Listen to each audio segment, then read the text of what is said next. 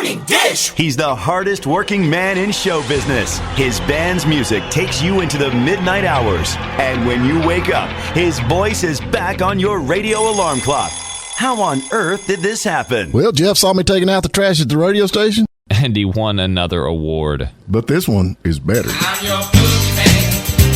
That's what I am. It's the Morning Dish with the 2019 Radio Personality of the Year winner, Stephen Phillips. You paying attention to this, Packy? And Murphy's own Sherry Raines. Yeah, you must have given horseback passes to the right guy, Stephen. Well, giddy up. And Packy Smith's Shetland pony is right alongside. You guys know these demo tapes don't just edit themselves together, right? Well, all right. 3 cheers for Stephen Phillips. Y'all need to help Stephen Phillips out over there. Out the door and off the radio. Here's Stephen Phillips. All right, folks, we're back with you, and I am excited to have Fred Newell on with us, one of my friends that has played in the Nashville scene for years. How are you, sir? Son, I'm doing good, just teetering on borderline genius today. I ain't sure which way it's going to fall.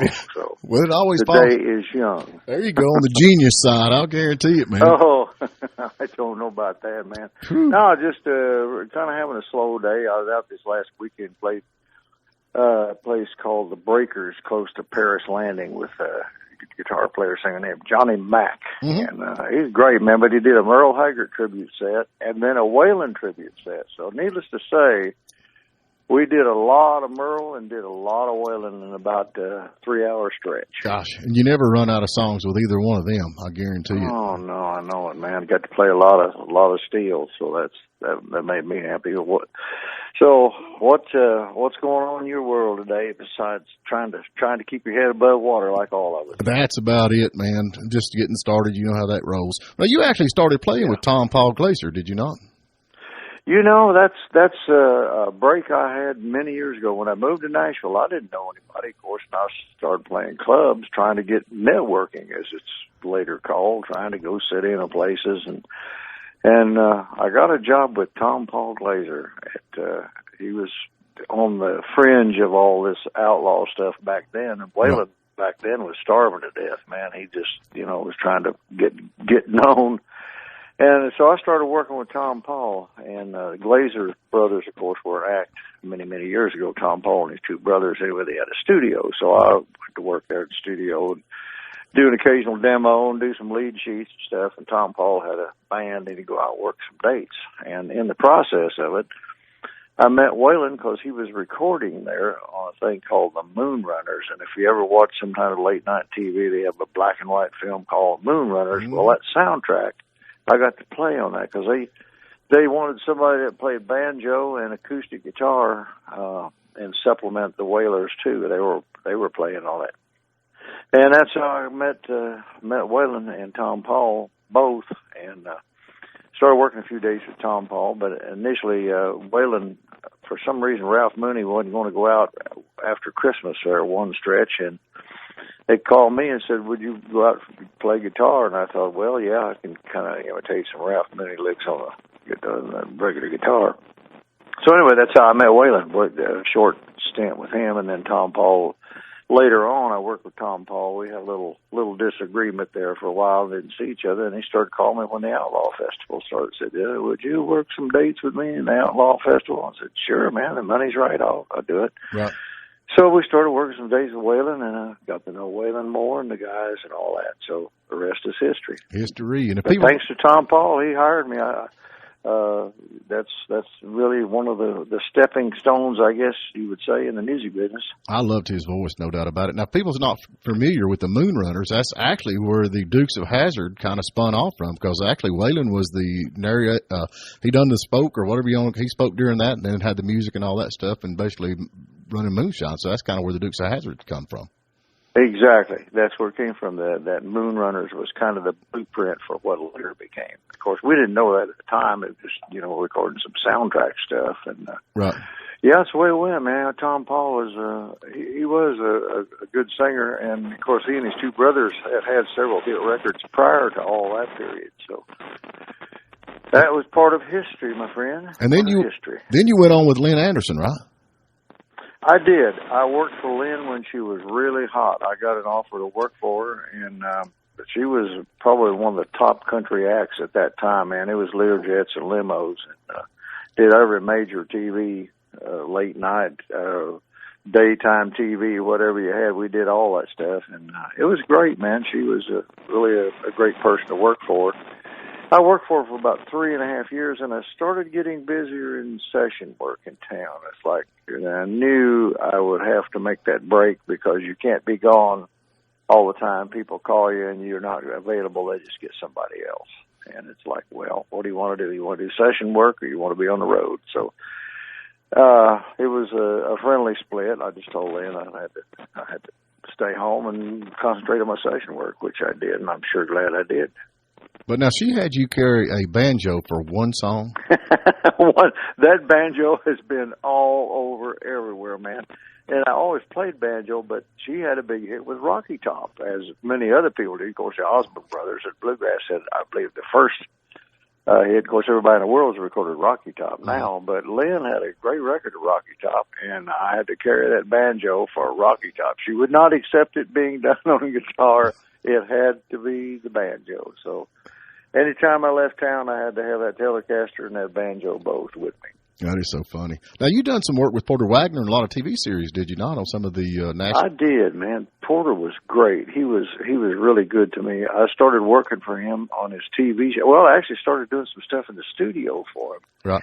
There was a guitar player that did a lot of stuff for him at that time, Jimmy Covard. He was in a group called Barefoot Jerry, which I was a member of for a while. Anyway, Porter needed some banjo or stuff on some sessions, so Jimmy got me working some stuff with Porter. And later, unfortunate circumstances, Jimmy Covard died, and Porter called me and said, would you work my TV shows? Because Jimmy had been working some of his TV shows out in the park. And, of course, I said, well, sure.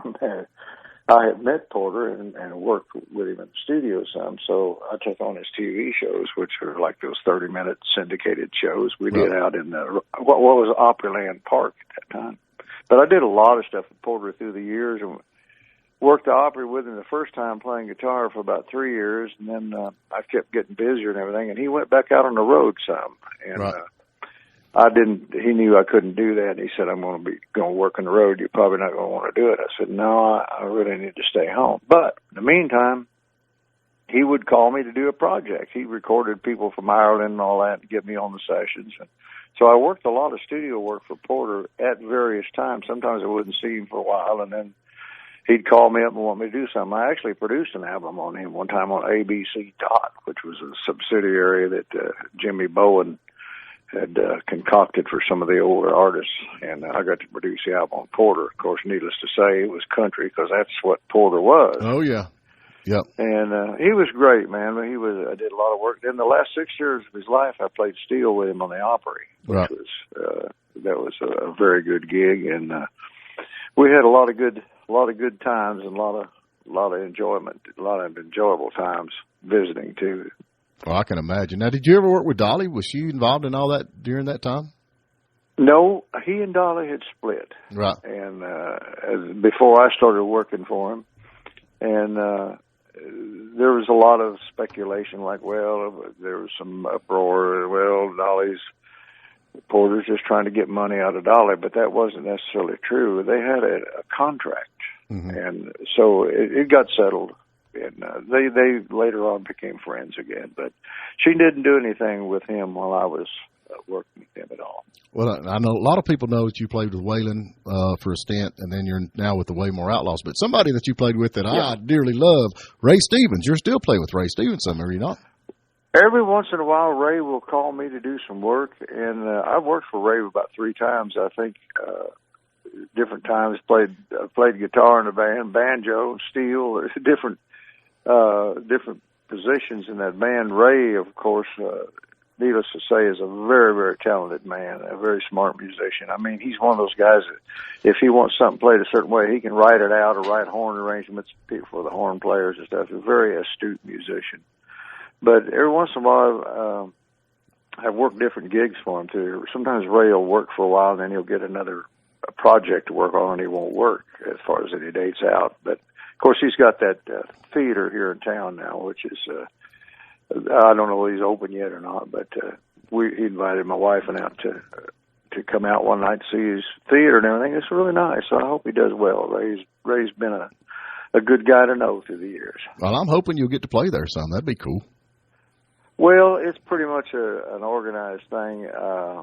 As we say, he called me about doing some things initially before he even started that theater, and I was doing the Waymore's Outlaws thing, and I said, Ray, I really need to, these guys and my business associates, first of all, and friends too, and first of all, friends, I guess, but I put it the other way around, and business associates, and I said, we're going out working dates and all that, and I better pass.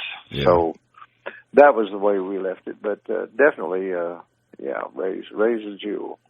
I'll have to say that, Fred, you are too, especially talking about friends. You know, my daddy always said if somebody comes up to you and said, well, business is business and friends is friends, they ain't really your friend. Mm-hmm. That's kind of the way I've always been, you know. I know they don't put business in front of friendship, I guarantee it. But, you played the Waymore Outlaws for a long time, and we just lost Richie Albright, man. What a sad day that was. Well, Richie was one of the first, I guess you would say, sidemen that I had met in Nashville. And that was due to Tom Paul Glazer. I was down at the Glazer studio, and Richie was there doing some stuff upstairs with Waylon in the studio. Richie was one of the first people I met. In fact, he probably got me on the Moonrunners sessions because he knew I played banjo. Right. To do some acoustic work with their group. But Moon was in the band back then, Richie. Duke Golf and a lot of the older folks that were at that time. They were young folks then, but anyway, Richie's one of the first people I met, and we only lived about 3 miles apart out here in the country. So when we started the Waymore's Outlaws thing, it's like, well, sure, man, Waylon's gone. People still want to hear that music, and we started it probably 10 years ago. And at first it was just like a hit and miss, so we get a book, and then we went with Shooter for about 3 years. We did shows with Shooter. And that was really fun, man. He was a very congenial guy to be around. Yeah. Very easy to work with. Well, I know this last show y'all done was 3 nights, and they were all 3 sold out, which is fantastic.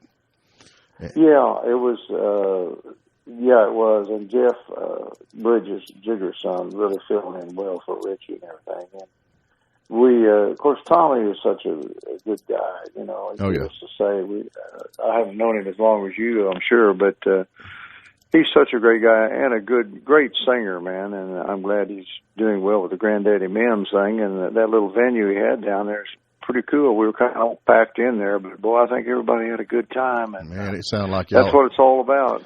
Y'all hadn't played in a year and a half, and it sounded like y'all just rehearsed yesterday. I ain't kidding you. Of course, now you're a professional. I mean, the stuff that not only do you play steel and banjo, but what instrument don't you play? I guess would probably be the question to ask.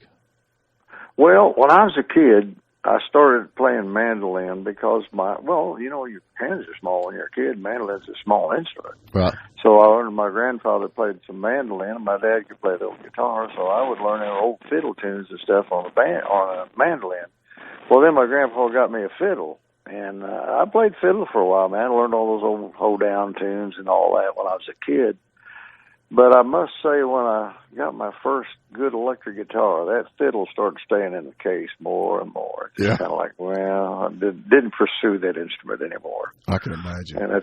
But I've never played drums or keyboard. I think if I'd have had a piano growing up, I probably would have played. But we didn't have a piano, but had mandolins and guitars, and I guess that was a good place to start.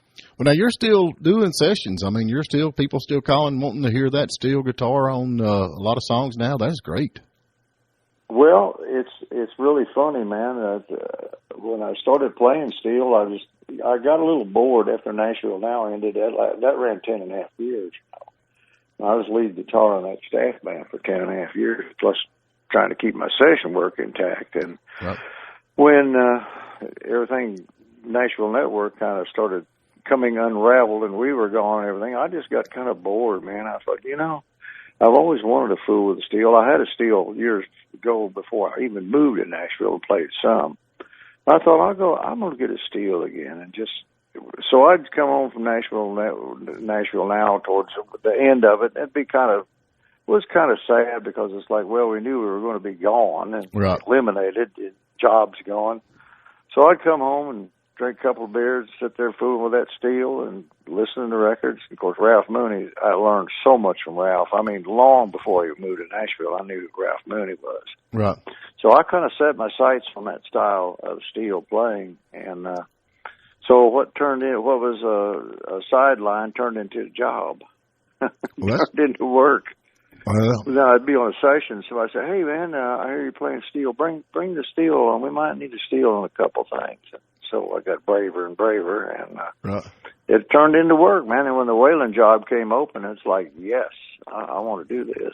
Well, I think it's hilarious. Some of the shows that I've been with you on with different groups, there some of the steel players come over and ask your advice. I think it's, how do you do this or that, the other? I love it, man. I just love it. So anyway, but we've got to get to a break. Fred, and like I said, I sure appreciate you taking a little time out and sharing some of your stories. And gosh, the stories that you have and the things that you played with and the music that you played, y'all need to check out Fred Newell. And like I said, I sure do appreciate you taking a little time out for us. Well, man, you're my friend, and I'm always glad to talk to you. And I hope everything goes well. We all stay well and keep doing what we like to do, and that's picking a little music, because you sure know how to do it, too. And we're going to be up that way another day or two. I'm going to take you out for a big steak dinner. Oh, well, if they don't have bologna, I'm going to walk. Okay. All right, man. Thank you, man. Okay. Thanks. Bye. Thank you for spending a little time with us. And remember, you can tune in every morning at WJULradio.com at 8 a.m. Eastern. And please subscribe to our YouTube channel and like us on Facebook, The Morning Dish.